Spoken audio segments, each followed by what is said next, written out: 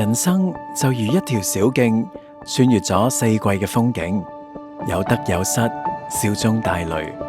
神讓萬物各按其時成為美好，就如佢喺我哋生命中安排嘅每一個季節，都有佢溫柔嘅用意。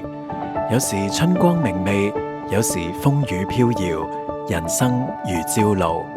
如果興衰成敗，聚散離合，都有神嘅心意，我哋應該點樣面對同埋配合呢？每個屬靈季節嘅意義，我哋有分辨得到嗎？今日就讓我哋走進人生24節氣嘅風景，打開心田，與神深耕細作。無論你處於乜嘢光景，歡迎你嚟到心之旅程第5季之季節是你寫給我的信。唔知天父又想寫一封點樣嘅信俾我哋呢？你而家收聽緊嘅係同心電台，我係你嘅節目主持人 DJ 馬馬。各位團友，我哋開始啦！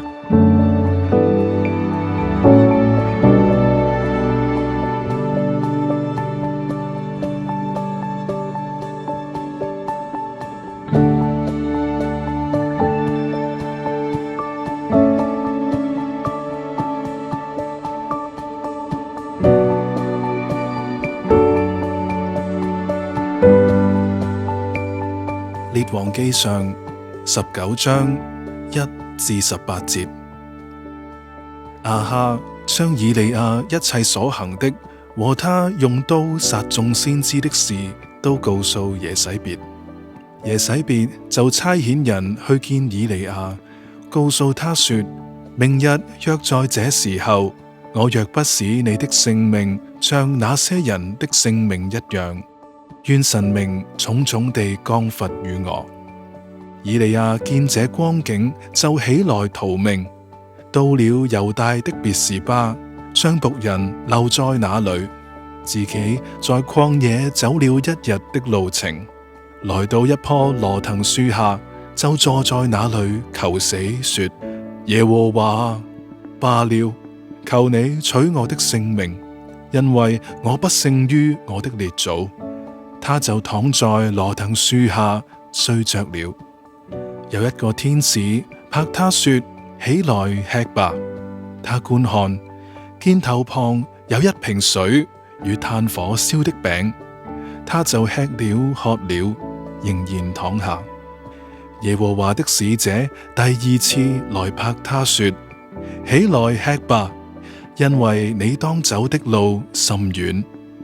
他就起來吃了喝了，仗着這飲食的力，走了40晝夜，到了神的山，就是何烈山。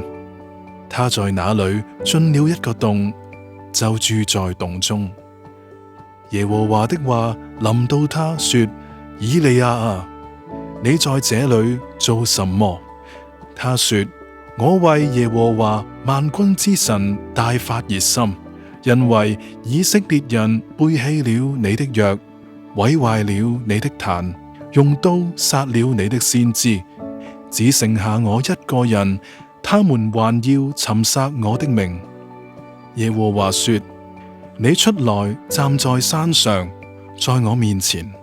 那時耶和華從那裏經過，在他面前有烈風大作，崩山碎石，耶和華卻不在風中。風後地震，耶和華卻不在其中。地震後有火，耶和華也不在火中。火後有微小的聲音，以利亞聽見，就用外衣蒙上面，出來站在洞口。有聲音向他說：以利亞啊，你在這裏做什麼？他說：我為耶和華萬軍之神大發熱心，因為以色列人背棄了你的約，毀壞了你的壇，用刀殺了你的先知，只剩下我一個人，他們還要尋殺我的命。耶和華對他說：你回去，從曠野往大馬士革去，到了那裏，就要膏哈薛作亞蘭王，又膏寧示的孫子耶戶作以色列王。並膏亞伯米荷拉人沙法的兒子以利沙作先知接續你。將來躲避哈薛之刀的，必被耶戶所殺；躲避耶戶之刀的，必被以利沙所殺。但我在以色列人中為自己留下7000人，是未曾向巴力屈膝的，未曾與巴力親嘴的。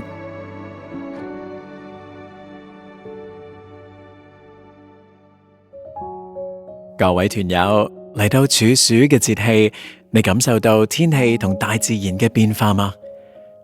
處暑代表暑氣將要過去，老鷹開始捕獵鳥類，為準備過冬儲存能量。天地間萬物開始凋零，五穀百果亦進入收成嘅時節啦。有冇試過喺秋天吹住微涼嘅風，喺黃葉之間靜靜咁樣睇啲鷹喺天空中盤旋啊？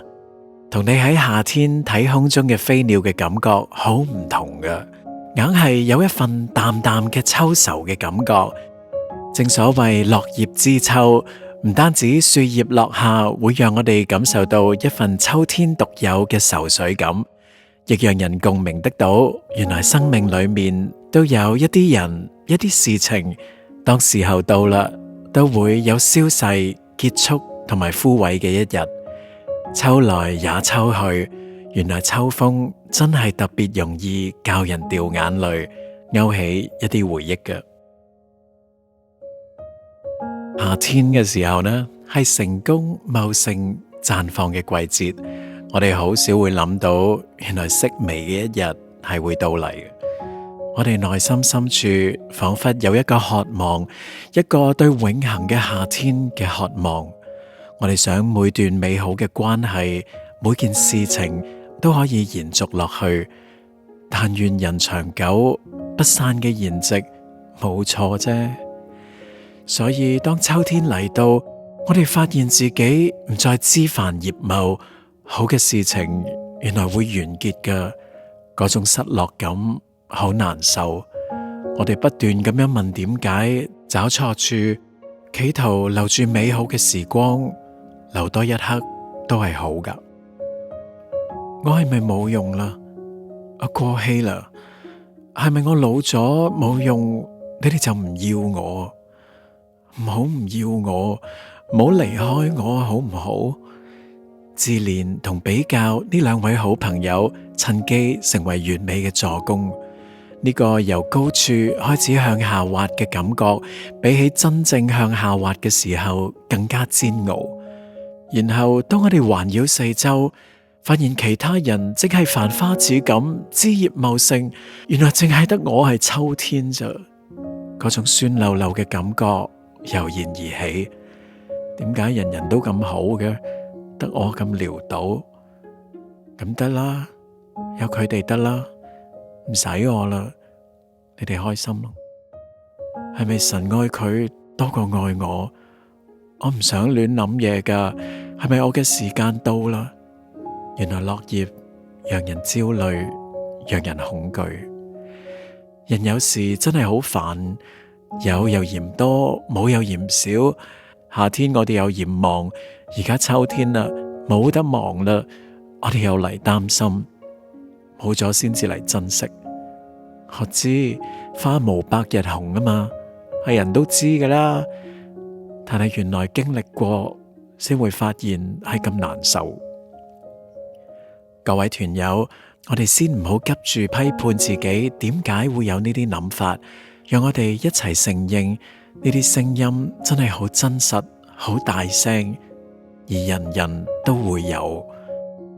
我哋渴望嘅永恆夏天，原來係一個謊言，一個虛謊嘅目標，令我哋誤以為所有嘅事情都要順利先至係正常，亦令我哋覺得我哋嘅價值必須建基於永遠嘅活力、永遠嘅成功、永遠被需要。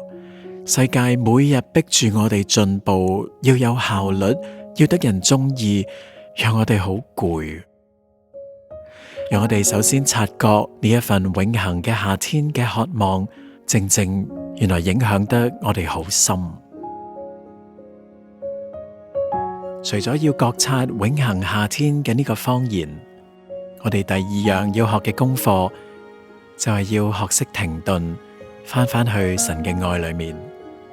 秋天來臨，我哋被逼停低，正好俾我哋一個機會聆聽心裏面嘈雜嘅聲音。我哋唔需要即刻壓制呢啲聲音，或者逼自己要感恩啊、喜樂啊。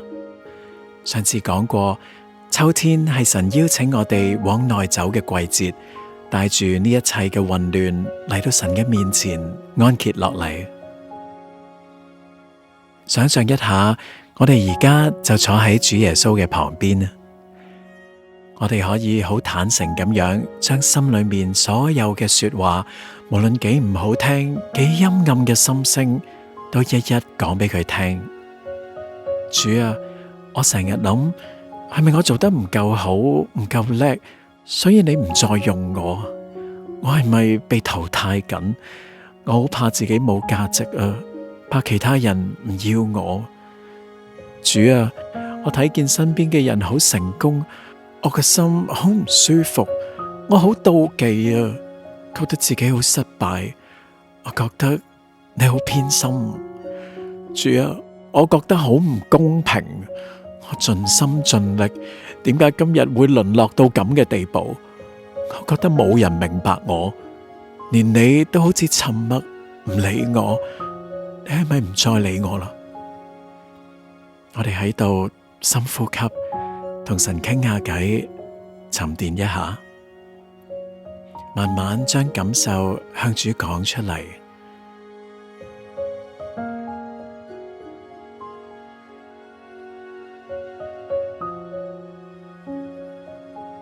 我哋將心底最真實，甚至最醜陋嘅感受講出嚟，我哋先能夠喺神嘅光裏面睇清楚我哋裏面嘅本相。好多時呢啲諗法，例如神偏心啊，我係失敗者，我冇價值等等，都係一啲偏離咗真理嘅想法，甚至係出於那惡者嘅謊言。我哋叫佢做偏離嘅信念，目的係要讓我哋離開神，困喺自憐同埋比較嘅漩渦裏面。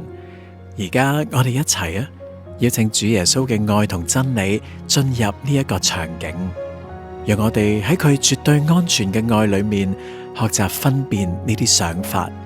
我哋唔係要同呢啲想法搏鬥，而係可以輕輕咁將佢哋交喺主耶穌嘅手裏面，喺度同主傾下偈。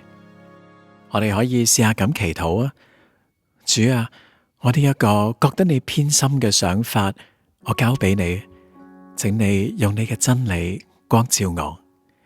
主啊，我呢一個認為自己係失敗者嘅標籤，我交俾你，請你話我知，其實你係點樣睇我㗎？主啊，我呢一種強烈嘅自憐同比較，我交俾你，求你呢一刻陪下我，陪下我。人生高低得失總有時，就像喜樂有時，愛動有時，如何看透這萬物意思？尋覓裏陶造裏是你給我意義，在你千年如已過的昨日，猶如夜間的一剎，勞苦經過活到70-80歲，成功如塵土，轉眼逝去。當我哋將內心嘅風暴交託俾主，我哋先有空間去接受一個更深嘅真理。神所創造嘅世界本身就係有四季循環，有花開，有落葉。我哋嘅靈命人生都係一樣。屬靈嘅秋天甚至冬天，並唔係你偏離咗正常嘅軌道，反而係神帶領你生命走向成熟，走向深厚嘅必經之路。樹葉嘅落下係俾樹木一個繼續生存嘅機制，阻止樹葉喺入冬嘅時候揮發水分，亦讓枯葉同埋果實落到地上，成為樹木過冬嘅養分。神嘅心意唔係要我哋永遠停留喺夏天嘅亢奮，也要我哋體驗秋天嘅深邃同埋冬天嘅靜默。喺呢個下滑嘅季節，神要建造我哋嘅生命，遠超於夏天能夠成就嘅。當我哋學習放下與人比較，我哋先至會欣賞神為我哋獨特設計嘅生命軌跡。當我哋超越自憐，我哋先至能夠睇到別人嘅需要，生出對別人痛苦經驗嘅同理心。而當所有外在嘅支撐都冇晒，你先至會發現你一直以嚟所依靠嘅係乜嘢，並體驗信靠神本身就係最堅固嘅根基。每個人都有佢嘅時間，亦有神俾佢獨特嘅份。我哋唔需要同人比較，點解佢哋仲喺夏天，而我哋要入秋？我哋只需要問神啊，喺呢一個獨特嘅人生季節裏面，你想點樣更深嘅去塑造我？你又想我喺呢個時候，呢個階段點樣回應你呢？當我迷途失望自棄過，但你仍然記得我。曠野孤單險境困憂，幸有耶穌在我心頭，教我忘記背後，重拾力氣，振翅再高飛。因你無條件接納我，今我再也不枉過。創世的光越撕越廣，應許人生由愛領航，聖靈猶如鴿子般牽引我。今日秋天落葉故事嘅主角係以利亞，讓我哋嚟睇睇以利亞點樣行過佢嘅秋天啦。由迦密山嘅高峰跌落到被耶洗別皇后追殺嘅低谷，以利亞嘅內心充滿咗我哋好多好熟悉嘅聲音。佢覺得佢冇佢嘅列祖做得咁好，亦覺得係咪其他以色列人都背叛咗，得返自己一個咁忠心？聽唔聽得出係自憐、比較同埋透支嘅聲音？呢啲聲音完全拖垮咗以利亞。佢唔單止想放棄侍奉，佢直情想放棄生命。對於一個陷入內耗同埋自我懷疑嘅僕人，愛往往係最缺乏嘅，甚至對自己好 harsh 添。神嘅回應每一步都充滿愛，佢冇半句嘅責備。神首先體恤以利亞肉身嘅軟弱，讓天使俾佢餅同埋水。神知道當一個人身心俱疲嘅時候，最需要嘅唔係屬靈嘅大道理，而係最基礎嘅照顧。神接納我哋嘅身體同情緒嘅極限。第二，神接納以利亞情緒嘅風暴。神問佢：以利亞，你喺度做乜嘢啊？你有冇俾老師、父母或者上司突然間問你，你喺度做緊乜嘢？真係會讓我哋呆一呆，然後馬上 check 下，係喎，我喺度做緊乜嘢？我做緊嘅嘢有冇問題啊？人有時當迷失嘅時候，自己做緊乜，自己真係唔知嘅。神呢一個問題唔係質問，係邀請以利亞將內心嘅委屈、孤獨同埋恐懼全部傾訴出嚟，亦喺情緒嘅風暴中，讓以利亞自己聽翻自己講啲乜嘢。神容許佢嘅僕人發洩情緒，將自憐同埋比較嘅心事攤出嚟講。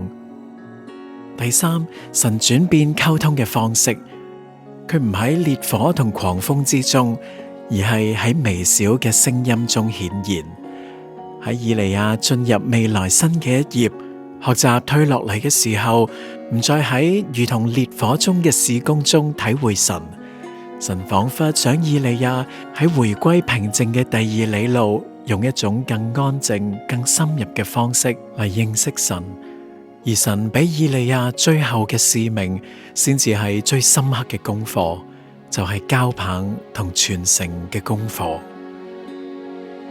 在你千年如已過的昨日，猶如夜間的一剎，勞苦經過，活到70-80歲，成功如塵土，轉眼逝去。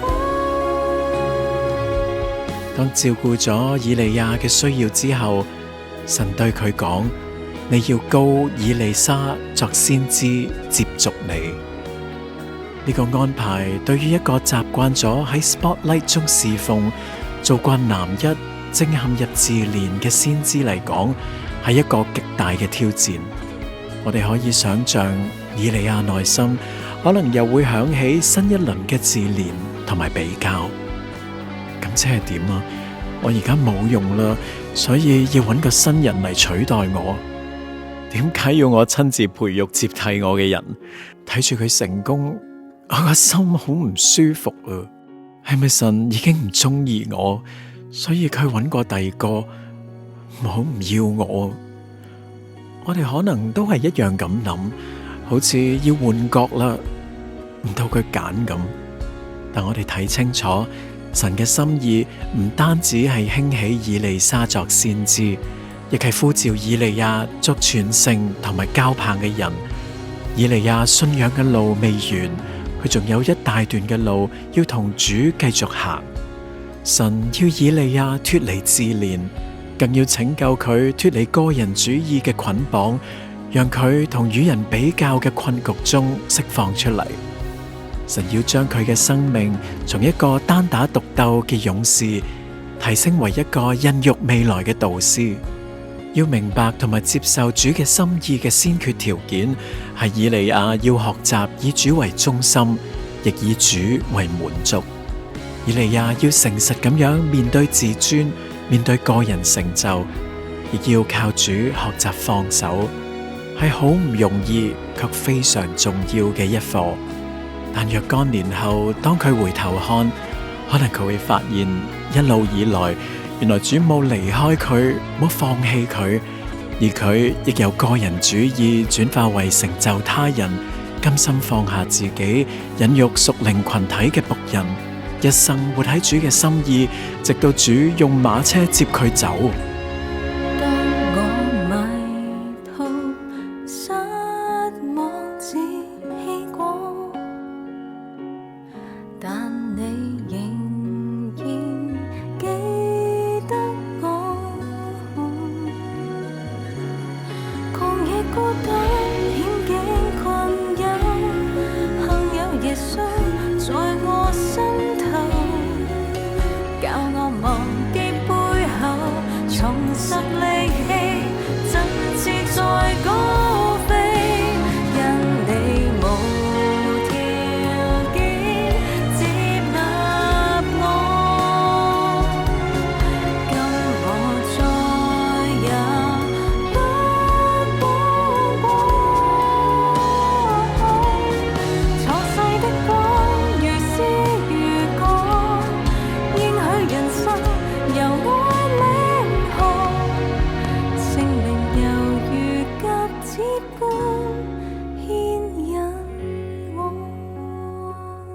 親愛嘅團友，或者你正喺度經歷眼前嘅衰微消逝，經歷關係嘅破碎同埋離別，失望同埋自棄，甚至覺得自己被逼從人生嘅舞台中退讓出嚟。請記得以利亞，神冇廢掉佢，冇忘記佢，而係為佢預備咗更深嘅愛、更遠嘅使命。你生命嘅秋天唔係結束，而係一個轉化、等候，甚至傳承嘅季節。願神俾你勇氣，好似樹木放下葉子一樣，喺神嘅愛同埋肯定中，安然放下過去嘅角色、光環同埋對過去嘅留戀，讓生命嘅養分回歸到根部，並孕育出新嘅生命同埋可能性。喺神愛嘅設計裏面，每一個季節都係恩典，而四季係一個循環不息嘅過程。我哋唔會永遠留喺秋天㗎，更唔會喺冬天就完結。當我哋安然度過呢個收斂同埋建造嘅季節，神必定會按佢最美嘅時間帶領我哋進入新嘅春天，迎嚟新嘅生命氣息。創世的光如詩如歌，應許人生由愛領航，聖靈猶如鴿子般牽引我。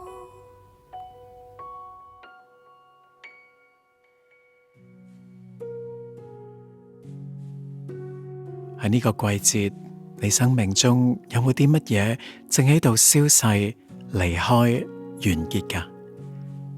係啲乜嘢嚟㗎？有啲乜嘢感覺？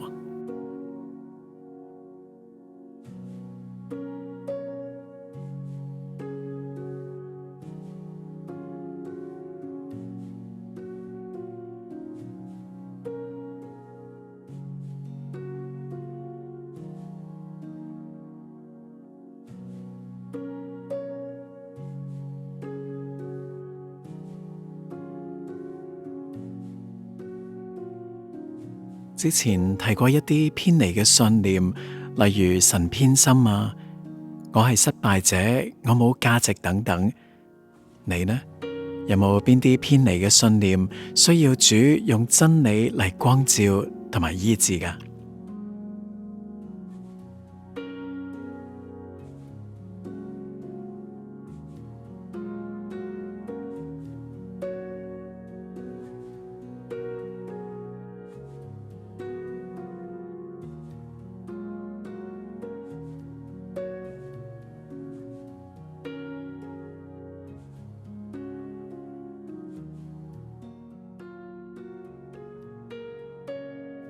喺呢個季節，神係咪邀請緊你去學習一啲功課啊？例如放手傳承嘅功課，當中有冇張力啊？你又願唔願意順服喺神嘅愛裏面重新尋找新嘅身份同埋價值呢？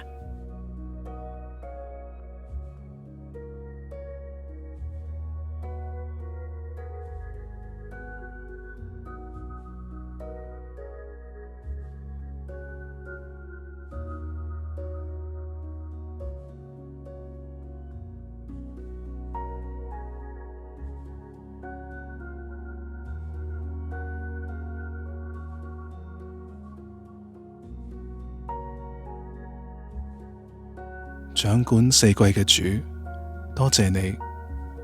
秋天嘅落葉都喺你手裏邊。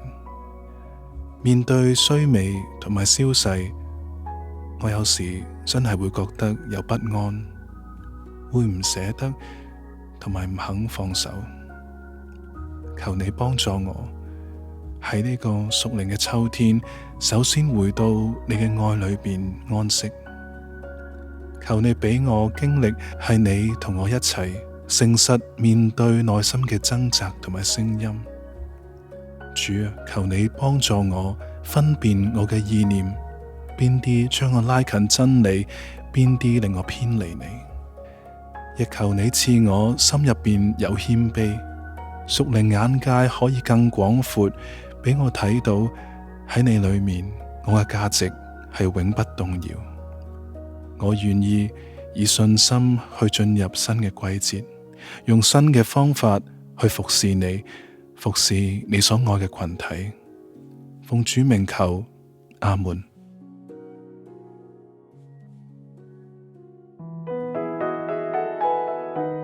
啱啱聽過嘅有萬物都有時，我覺得呢首歌好有意思。人生面對消逝離別係好難嘅。但係信仰並唔係一味嘅加數，減數亦讓我哋嘅生命成長變得輕省專注。放手並唔係放開所有，因為我哋有主啊嘛。而如果你身邊正係有經歷緊處暑落葉嘅朋友，記緊要以溫柔相待，要放手放下交棒嘅功課，需要時間，急唔嚟，讓我哋彼此陪伴、聆聽、體諒同埋同行。有3個報告，新嘅一季敬拜讚美研習班最後召集，下星期開始啦。無論你係咪敬拜隊，只要你喜歡敬拜或者想了解多啲敬拜嘅細節，就快啲 join 我哋啦。好多敬拜隊同埋詩班，其實每個星期服侍可敬可佩，但係其實都可以服侍得好攰。可以同其他教會同樣熱心敬拜嘅弟兄姊妹一齊學習上堂，係好鼓勵嘅，亦都好開心嘅。希望見到你啦。另外嚟緊12月聖誕節，除咗食大餐玩聖誕樹之外，有冇諗過做啲乜嘢好呢？我哋全年最大型嘅社區關懷送暖行動 Boxing Love， 現在招募500位探訪勇士，喺5個區域：深水埗、九龍西、觀塘、土瓜灣同埋佐敦，同基層鄰舍送禮物、傳福音。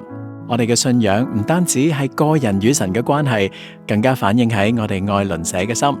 我哋會有同工同埋好有經驗嘅侍奉人員帶住大家探訪，唔使驚冇經驗，唔使驚怕醜，好開心嘅。快啲報名啦！我哋一齊傳福音送禮物。第3，緊接住聖誕嘅熾熱氣氛 ，Glow United 全港青年聚火營2526又嚟啦！喺 camp 入面，除咗有好好嘅敬拜、好好嘅分享之外，我哋仲有一大班年青人同你一齊倒數啊！喺愛中同你同埋神一齊迎接新嘅一年。今年嘅主題係 No Longer Slaves， 係新嘅一年，讓我哋釋去奴僕嘅心，尋回屬神兒女嘅身份啦。所有活動嘅報名可以喺以下連結同埋我哋嘅網站揾到。同大家報報天氣，一齊睇下天氣先生嘅預測啊！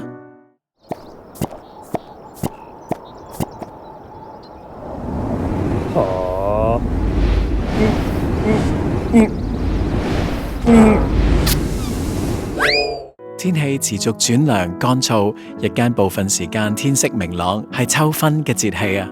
至於鄰近海域、南澳以南、汕尾以南、香港以南、沙堤以南、海南島沿岸等地嘅四極，都要敬畏耶和華，同埋喺落葉嘅季節，學習與主聆聽內心嘅感受同埋聲音，覺察永恆嘅夏天嘅方言，學習放手，亦辨識神喺我哋新嘅一頁全新嘅呼召。如果你喜歡呢個節目，記住 subscribe、like、comment 鼓勵一下我哋，或者寫下你嘅學習，同埋 share 分享俾你嘅朋友同埋所屬嘅群體啊！我哋秋分見啦，拜拜。匆匆一生如星嗟嘆，芳草初生願已泛黃，轉眼逝去，所經過的不過是勞苦愁煩。怎麼一生如水中去，回頭望見才覺虛耗70-80歲，求我扶持我生命的智慧，免得我再飛而去。